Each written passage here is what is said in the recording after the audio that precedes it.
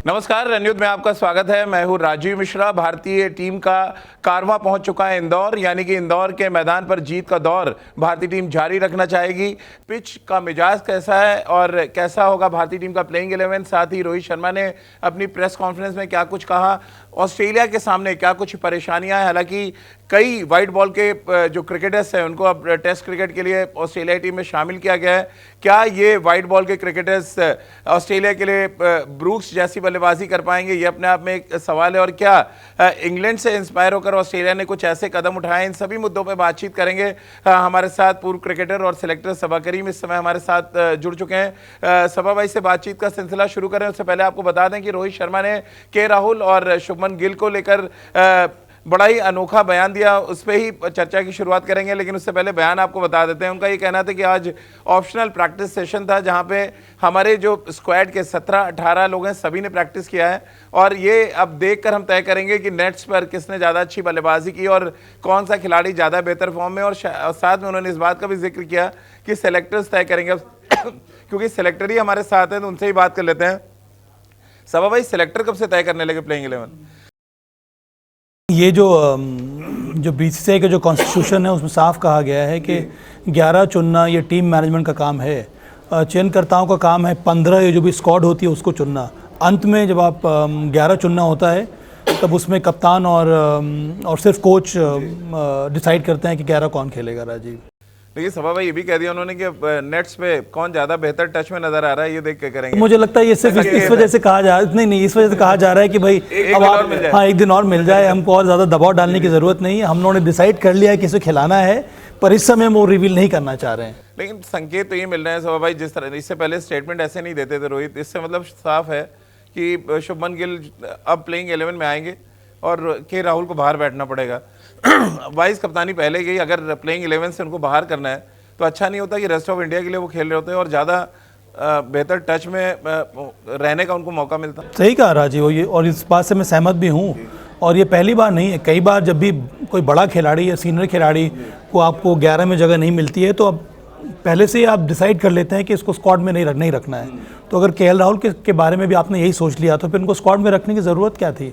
उनको आप फिर डोमेस्टिक क्रिकेट बोलते खेलने के लिए, तब उनको आसानी भी होती, तब वो और मेहनत करते कमबैक करने के लिए।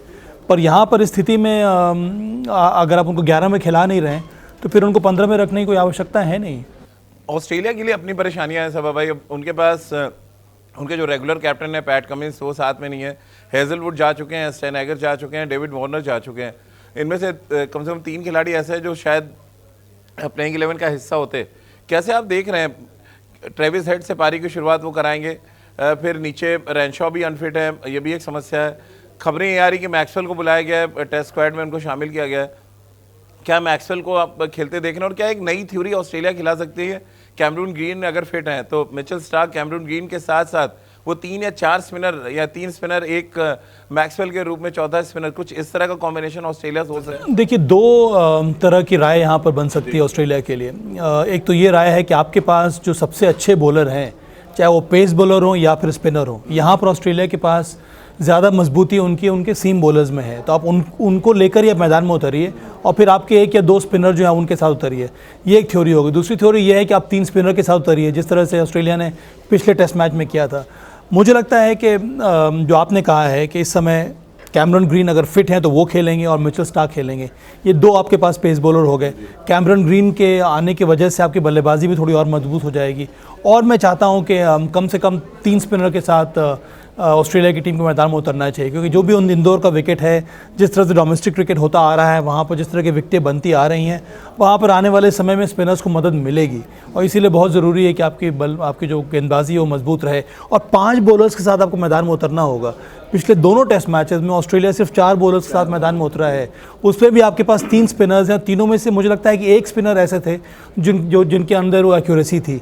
हमारे पास 3 स्पिनर्स हैं, तीनों के पास वही एक्यूरेसी है। तो आप सोच लीजिए कितना बड़ा अंतर है इस टीम में। बल्लेबाजी बहुत बड़ा काम करना होगा ऑस्ट्रेलिया को। दोनों टेस्ट मैचेस में जो हुए हैं, दोनों बार पहले बल्लेबाजी करने का मौका ऑस्ट्रेलिया को मिला है, उन्होंने वो मौका गंवा दिया है। वहीं से उनकी जो हालत थोड़ी बहुत बिगड़ गई है। क्योंकि जो इंदौर की पिच है, क्योंकि आपने पिच का जिक्र किया, ब्लैक और रेड सॉइल मिक्स है वहाँ की पिच के बारे में जो मैं रिपोर्ट्स पढ़ रहा था। यानी इनिशियली वो टूटेगी नहीं, कम से कम जो हमने नागपुर में देखा या दिल्ली में, टूटता वो नहीं कहेंगे, बट जो टर्न मिला था शायद उतना ना हो। बैटिंग के लिए आपको लग रहा है थोड़ी आइडियल कंडीशन होगी इंदौर में दिल्ली नागपुर की अपेक्षा, आपको लग रहा है अप्लाई करना ही पड़ेगा, आप कुछ कर नहीं सकते हैं? इंदौर के विकेट के बारे में लोग चर्चा कर रहे हैं, वहाँ पर रेड सॉइल और क्ले, ब्लैक क्ले का इस्तेमाल किया गया, उसको मिक्स करके बनाया गया है। इस तरह की विकेटों का फ़ायदा ये होता है कि अगर आप उस पर घास छोड़ देंगे, ठीक तरह से रोल करेंगे, तो बॉल काफ़ी अच्छी तरह से निकलेगी, एक्स्ट्रा बाउंस रहेगा, मूवमेंट मिलेगा ऑफ द सरफेस। पर अगर आप उसको ड्राई छोड़ देंगे तो फिर वहाँ से आपको बाउंस भी मिलेगा और टर्न भी मिलेगा। तो अब निर्भर करता है कि कल सुबह जो शुरू होगी वहाँ पर किस तरह से विकेट तैयार किया गया है। अगर रफ रहा, अगर ड्राई हो गया, तो मुझे लगता है कि आपको पहले दिन से ही वही टर्न देखने को मिलेगा। पर परेशानी ऑस्ट्रेलिया की वो नहीं है। ऑस्ट्रेलिया की परेशानी ये रही है कि भारत के सीम बॉलर्स ने भी विकेट लिया है। मोहम्मद शमी को देख लीजिए, मोहम्मद सिराज को देख लीजिए। तो बल्लेबाजी के ऊपर ध्यान देना है, ना ही केवल सीमर्स के विरुद्ध आपको किस प्रकार से खेलना है, पर स्पिनर्स के सामने भी। और बहुत ज़रूरी है कि शॉर्ट सिलेक्शन पर आपको काम करना होगा, नहीं तो फिर बहुत देर हो जाएगी। जिस तरह की पिच की आप बात कर रहे हैं सभा भाई, क्या एक बोल्ड डिसीजन ऑस्ट्रेलिया ले सकता है स्वीप्सन को या लेग स्पिनर जो है उनको, क्योंकि इस तरह के ड्राई विकेट्स पे लेग स्पिनर को अच्छा मदद मिलती है? क्या आप जो उनके स्पिनर है टॉड मर्फी, क्या आप उनको ड्रॉप करके खिलाएंगे ताकि वेरिएशन भी हो जाए, एक लेफ्ट आर्म स्पिनर, एक लेग स्पिनर और एक ऑफ स्पिनर, वेरिएशन भी हो जाए, और साथ ही भारत के लिए थोड़ा चैलेंजिंग कुछ तो आप रखें? अभी तो कुछ चैलेंज नजर ही नहीं आया, वो चाहे बॉलिंग हो या बैटिंग हो। 7 विकेट भले ही टॉड मर्फी ने लिए, बट ऐसा नहीं कि बहुत थ्रेटनिंग लगे हो कभी भी किसी भी समय पे। पर स्पिनर्स को पिक करने के लिए बहुत ज़रूरी है कि आपने बेस्ट स्पिनर्स को आप खिलाएं। राजीव, ऑस्ट्रेलिया के साथ परेशानी ये है, और जिसके बारे में हम लोग कई बार बात भी कर चुके हैं, कि उनकी तैयारी मुकम्मल हुई नहीं है स्पिनर्स को लेकर। वो आप फर्स्ट क्लास क्रिकेट जिन्होंने चंद मैचेस खेला, उनको आप टेस्ट मैच खिला रहे हैं, उनके लिए हाँ वो तैयार नहीं है। उनके लिए ऐसे स्पिनर्स के लिए जगह नहीं है।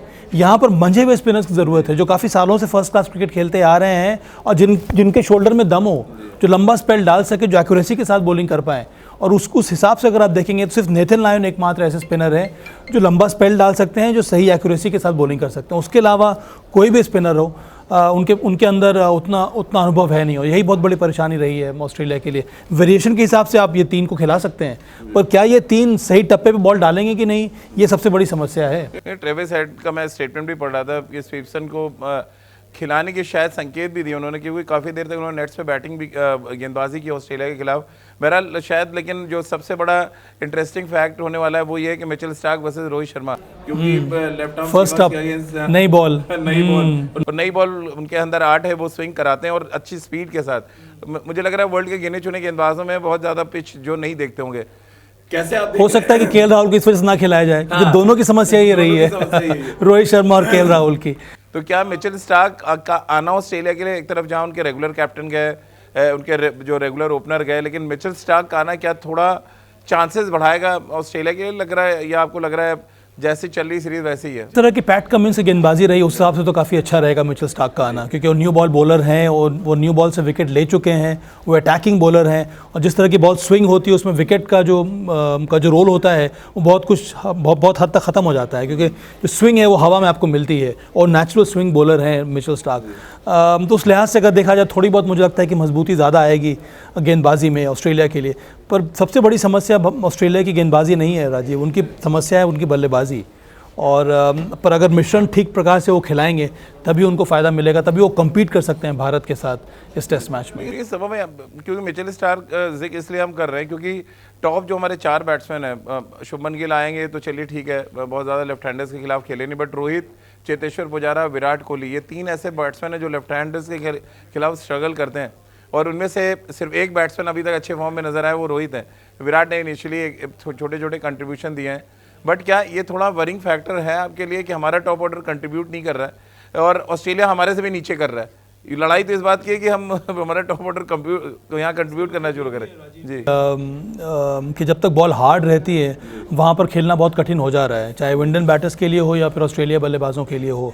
जब बॉल थोड़ी बहुत पुरानी हो जाती है, थोड़ी सॉफ्ट हो जाती है, वहाँ पर बल्लेबाजी थोड़ी आसान हो गई है, और विकेट भी बहुत ज़्यादा ट्रिकी मिले हैं। तो हम लोग क्रिटिसाइज़ ज़रूर कर सकते हैं, पर इन सब चीज़ों को भी ध्यान में रखकर हमें बातचीत करनी होगी कि टफ़ कंडीशन दोनों टीमों के लिए, बल्लेबाजी करना उतना आसान नहीं है। कौन सी बॉल अंदर आ रही है, कौन सी बॉल बाहर जा रही है, कई बार तो मुझे ये लगता है कि हमारे बॉलर्स को भी पता नहीं है कौन सी बॉल उनके अंदर आ रही है, कौन सी बॉल बाहर जा रही है। तो बल्लेबाजी आसान नहीं है, पर हाँ वो एक एरिया ऑफ कंसर्न ज़रूर है भारत के लिए कि हमें हमारे टॉप ऑर्डर को और ज़्यादा कॉन्ट्रीब्यूट करना होगा। लेकिन लोअर ऑर्डर का क्या करेंगे? उनको टॉप ऑर्डर में तो नहीं बदलना पड़ेगा सब भाई? अक्षर पटेल और रविंद्र जडेजा ओपन कर रहा हूँ और नंबर 3 पर अश्विन खेल रहा हूँ।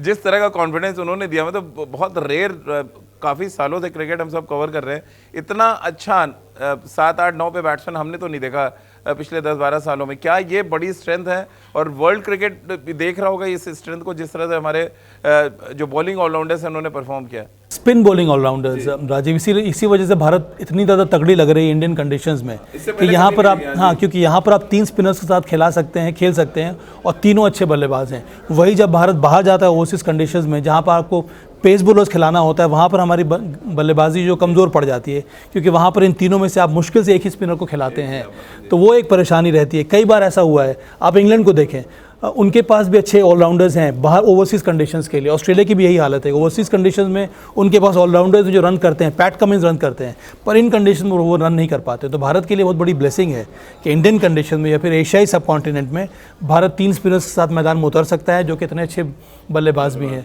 आपकी बल्लेबाजी क्रम को देखें, आपके सिर्फ 10 या 11 शमी और मोहम्मद सिराज हैं, उसके अलावा नंबर 9 तक आपके पास बल्लेबाज हैं। बिल्कुल। और एक समय याद कीजिए 70 का दशक या 80 की शुरुआत में, जब हमारी स्पिन चौकड़ी खेलती थी और जब नंबर 6 तक अगर विकेट गिर जाता है तो कई बार ऐसा भी हुआ कप्तान ने टीम बुला ली कि हमारे स्पिनर सुरक्षित रहे, यानी बिशन पाजी, चंद्रशेखर, प्रसन्ना और वेंकट राघवन। क्या ये एक बड़ा बदलाव देख रहे हैं? क्वालिटी वही है स्पिन की, लेकिन बैटिंग पे क्योंकि बहुत ज़्यादा काम हुआ वाइट बॉल क्रिकेट आने से, ये एक चेंज है इंडियन क्रिकेट में बड़ा। क्योंकि एक समय स्पिन तो कला वैसे ही थी और हमारे पे ज़्यादा बेहतर स्पिनर थे, बट बैटिंग में कंट्रीब्यूशन नील था। आज ये है कि आप जैसा आपने जिक्र किया कि नंबर 9 तक तो हमारे पास ऐसे बैट्समैन हैं जो फर्स्ट क्लास क्रिकेट में शतक लगा चुके हैं। उसके पीछे एक विजन है राजीव, कि आपको अगर अंतर्राष्ट्रीय स्तर पर कम्पीट करना है और टेस्ट मैचेस जीतना है तो बहुत ज़रूरी है कि आपके बल्लेबाज भी अब जो गेंदबाज हैं वो भी रन बनाएं और बल्लेबाजी अच्छी करें। और इसके लिए आपको बहुत ज़्यादा मेहनत करनी पड़ती है, इंडिविजुअल को भी मेहनत करनी पड़ती है, बैटिंग कोचेस को भी मेहनत करनी पड़ती है। उस प्रकार से आपको प्रैक्टिस सेशंस ऑर्गेनाइज करना होता है ताकि आपके जो स्पिनर्स हैं, जो गेंदबाज हैं, उनको भी बल्लेबाजी करने का मौका मिले, वो भी टॉप क्वालिटी बॉलिंग अटैक के सामने। तो ये बहुत बड़ा एडवांटेज रहा है इस समय। अगर आप देखेंगे तो भारत के पास 2 साइड आर्म थ्रोअर्स हैं, एक रघु हैं जो राइट साइड से करते हैं और एक और लेफ्ट आर्म वो अभी तो इंडियन टीम में कहानी ये चलती है भाई, किडबैक छूट जाए, प्लेयर छूट जाए, दोनों थ्रो वाले ने थ्रो साइड आर्म नहीं छोड़ते। उसके ऊपर से विक्रम राठौर वो भी लगे रहते हैं, पारस मामरे वो भी लगे रहते हैं, राहुल द्राविड वो भी लगे रहते हैं, जो फील्डिंग कोच है वो भी लगा रहते हैं। तो कितने सारे आपके पास साइड आर्म थ्रोअर्स हैं और इसका फ़ायदा ये होता है कि हर एक को बल्लेबाजी मिल जाती है और इसी वजह से उनकी बल्लेबाजी में इतना ज़्यादा निखार देखने को मिल रहा है। तो बहुत बड़ा चेंज देखने को आ रहा है और ये बहुत अच्छी बात है भारत की। तो क्योंकि इंदौर को लेके बहुत ज़्यादा चर्चा, जैसे ही वेन्यू चेंज हुआ था, यानी धर्मशाला से इंदौर गया, ऑस्ट्रेलिया मीडिया पूरी बौखला गया, उनको लगा एक और वेन्यू जहाँ पे भारत कभी हारा नहीं है, घूमती गेंदें उनका इंतजार कर रही हैं। 2 टेस्ट मैच 2 टेस्ट मैच दोनों भारत ने जीते हुए हैं। आखिरी सवाल, कितना आप ऑस्ट्रेलिया के लिए यहाँ पे कुछ चांस देख रहे हैं? आपको लग रहा है 3-0 के साथ साथ वर्ल्ड टेस्ट चैंपियनशिप का जो टिकट है वो पक्की हो जाएगी? जितने भी हम कोशिश कर लें, जिस एंगल से अगर आप देखेंगे तो ये हमारी जो टीम है बहुत ज़्यादा मजबूत है। मैं यहाँ पर 3-0 देख रहा हूँ राजीव, 3-0 उसके बाद 4-0, क्योंकि ये जो ऑस्ट्रेलिया की टीम है मुझे लगता है वो गिर सी गई है, वो धाराशायी हो गए हैं। पिछले 2 टेस्ट मैच में जो हुआ है, आप पूरा टेस्ट मैच एक सेशन की वजह से हार गए हैं। तो वो जो जज्बा होता है ऑस्ट्रेलिया के खिलाड़ियों में, जो टीम में जो लड़ाई लड़ने का जज्बा रहता है, जो हार्ड वर्किंग टीम रहती है, जो 1 इंच नहीं देती है, वो सारी क्वालिटीज़ इस टीम में नज़र नहीं आ रही हैं। हालांकि प्लेयर्स इसमें बहुत सारे ऐसे हैं जो इस तरह की क्रिकेट खेल चुके हैं, अपने देश में इस तरह की क्रिकेट वो खेलते हैं, पर यहाँ पर पता नहीं क्यों बहुत जल्दी वो हताश हो गए। उनके पास ऐसा लगता है कि कोई विकल्प है नहीं, और जो विकल्प वो चूज़ कर रहे हैं वो सबसे गलत विकल्प है, जिसके बारे में उन्होंने बात भी की है कि स्वीप शॉट, कई सारे विकल्पों में सिर्फ एक विकल्प हो सकता है, पर सिर्फ स्वीप शॉट ही एकमात्र विकल्प नहीं है आपके लिए। और यही बहुत बड़ी गलती की है ऑस्ट्रेलिया ने। वो मन बना कर आए थे कि यहाँ पर रन बनाने के लिए मुझे सिर्फ स्वीप करना है, ये बहुत बड़ी गलती हुई है, चाहे वो कोचिंग स्टाफ के वजह से हुई है या फिर प्लेयर्स ने खुद की है। चलिए आखिरी सवाल, क्योंकि ये सवाल शायद मुझे पैसम से पहले पूछना चाहिए था कि ये टेस्ट मैच सब भाई 2.5 दिन, 3 दिन, 3.5 दिन, क्योंकि 2 टेस्ट मैच में तो हमने देखा कि एक सेशन जैसा आपने कहा, और हम सब बड़ा आश्चर्यचकित थे कि वर्ल्ड की नंबर 1 टीम जिस तरह से घुटने टेक रही है। अब इंदौर एक और वेन्यू जिसके बारे में बहुत ज़्यादा चर्चा 1 महीने पहले शुरू हो गई थी, कितने दिन आप देख रहे हैं आइडियली, या ट्रेविस हेड के ओपन करने से, कुछ वाइट बॉल क्रिकेटर्स के आने से ऑस्ट्रेलिया थोड़ा बेहतर स्थिति में होगा इस टेस्ट मैच में?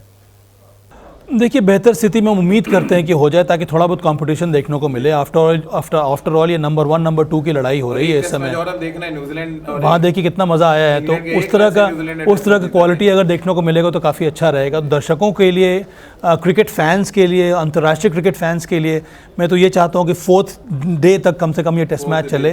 पर उसके लिए बहुत ज़रूरी है कि ऑस्ट्रेलिया ने जो बोझ अपने दिमाग पे और अपने शोल्डर्स पे रखा हुआ है उसको हटाकर मैदान में उतरे, जो कि कहना आसान होगा पर उस पर अमल करना बहुत कठिन। बिल्कुल। ऑस्ट्रेलियाई टीम क्योंकि इंदौर में तो वहाँ की नमकीन बहुत फेमस है, वहाँ पोहा बहुत अच्छा मिलता है, तो मुझे लग रहा है कुछ इंडियन टेस्ट वो करना चाहिए उनको, ताकि स्पिन खेलने का जो टेस्ट है वो उनके जहन में आए, थोड़ा सीख सकें। और अक्सर हम सभा भाई बात करते हैं कि जब आप स्पिन गेंदबाजी खेलने जाते हैं तो आप टर्न के लिए न जाएं, आप बल्कि लाइन को पकड़ें, ताकि अगर बॉल टर्न भी होता है तो आप लाइन मिस करेंगे, आउट होने की संभावना कम होगी। और दूसरा सभा भाई ने बहुत अच्छी बात कही कि सिर्फ एक शॉट, स्वीप शॉट पे अगर आप डिपेंडेंट रहेंगे तो फिर हाल कुछ वैसे ही होगा। 2.5 से अगर इस टेस्ट मैच को 4 दिन तक ले जाना है तो कई और विकल्प आपको खोलने पड़ेंगे बल्लेबाजी में। तो आज की हमारी इस खास चर्चा में फिलहाल इतना ही।